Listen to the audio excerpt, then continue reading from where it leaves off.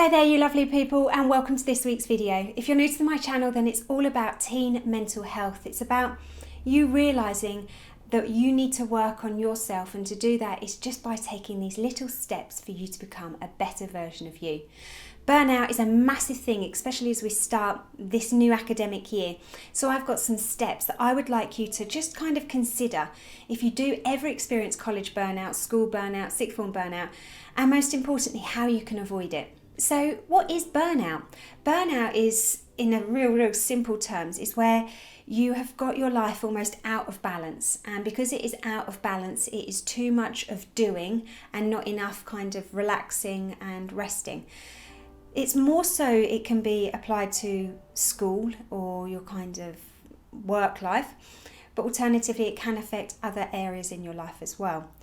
Burnout is a massive thing, and what I need us to do is I need us to recognise that this can affect anybody.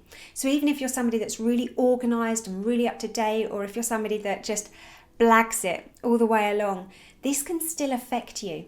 It's not a biggie, but if you don't address it and if you don't do something about it, then this burnout can just lead to something more, and we don't want that. So think about a fire, and think about how for a fire to burn and to continue to burn, it needs fuel, it needs oxygen, and it needs heat. But as it burns through the fuel, there's just less and less which is left to burn. And if we add fuel to the fire, then it will continue to burn. But if we don't, it will eventually burn out. Now, a burned out fire has just got nothing left to give. It won't light up, it doesn't provide any heat. It's simply exhausted. So to get it going again, we have to go back to the start, add more fuel, and to relight it.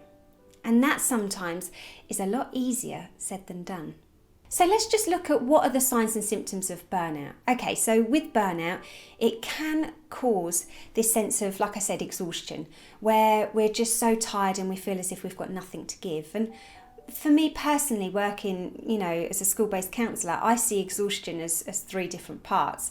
Exhaustion to me is you've got physically, you've got mentally, and you've got emotionally. And each one of those is so powerful. The other one that could be the signs and symptoms is it affects your physical health.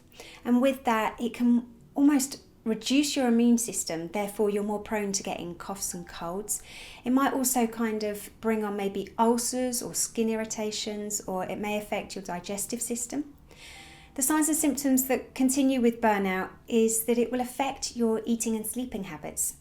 That's a really big one, because that just shows you that your life balance is just out of sync. And the last one for me, again, main ones, would be that we tend to isolate ourselves and withdraw ourselves. It's almost as if it's easier to pull ourselves away from socialising and interacting with other people than to actually be present and turn up. So if this is affecting you already, and if burnout is something that you can identify with, then what we need to do is we need to take control of it now, because we cannot afford for this to develop into anything other than burnout. And when we're at the stage of burnout, this for us is where it is our signs to do something about it. So my first do is I really want you to change things up. It's really important that if you can identify that, hang on a minute, my life is a little bit out of sync here, and that I can really identify with burnout, I really want you to change things up. And in order to do that is to acknowledge that there's actually a bit of an issue going on. And to change things up is to actually look at your timetable. Okay, so before school, at school, after school, and the weekends.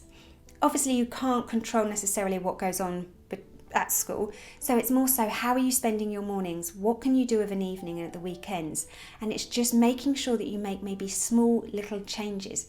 For example, going to sleep earlier. Another do is I want you to work on having a calendar. I want you to work on, instead of allowing this to be so busy with what needs to be done and mustn't forget this, is to have a calendar. Now if that's a calendar on your phone, maybe on your computer, or even, and I've got to be honest, I am old school, I love a paper calendar diary, it just allows you to just offload. So then what you can do is when you go to that day, you can see what needs to be done. Now, I never want you to feel overwhelmed with what needs to be done. I want you to be really chuffed with yourself that instead of holding this in your head, that actually you're able to see it. And even though that may feel as if it's overwhelming, actually it is far, far better to have that distance than to actually carry that stress, that burden, and feeling as if you can't keep up within your mind. And my last one is about self-care. Now, self-care is something that we all think, and you're going to be thinking, oh, Jo, stop being so fluffy. Just, stop it. But actually, self-care is so important. It doesn't have to be expensive, guys. It does not have to be expensive. It's just about you taking the time to look after yourself, not other people, but yourself. And if that means half an hour with putting your phone on aeroplane mode, then do that. It's about you, and you matter. So now let's look at how you can avoid burnout, because burnout achieves absolutely nothing. My first step is that I would want you to consider realistic expectations. You can have the best expectations in the entire world for this academic year, certainly either personal level or with your academic ability. But you need to be realistic. You need to recognise that if you're going to dedicate yourself to school, that you need to have a social life. You need to have a life outside studying.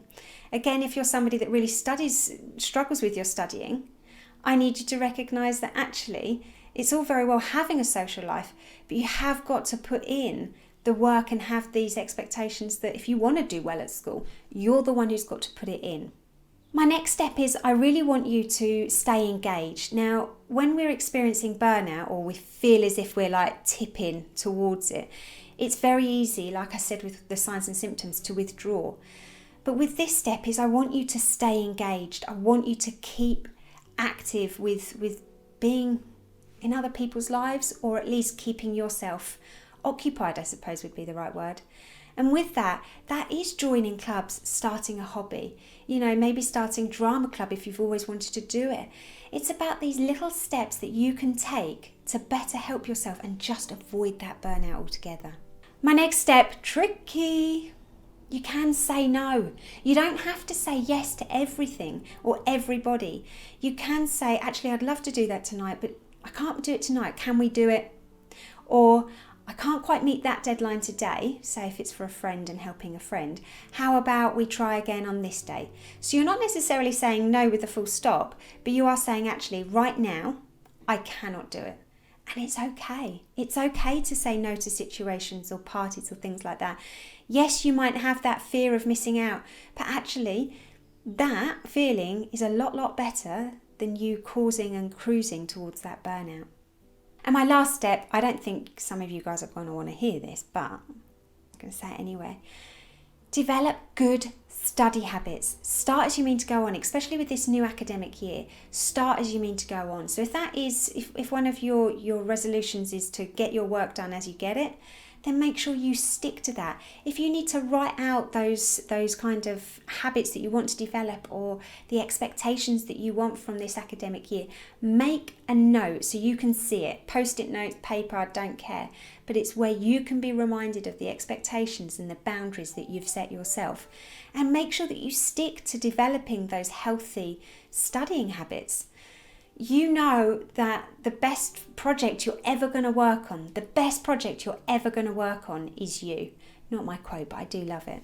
And in order for you to do that, I just need you to recognise this burnout, because I don't want you to experience it.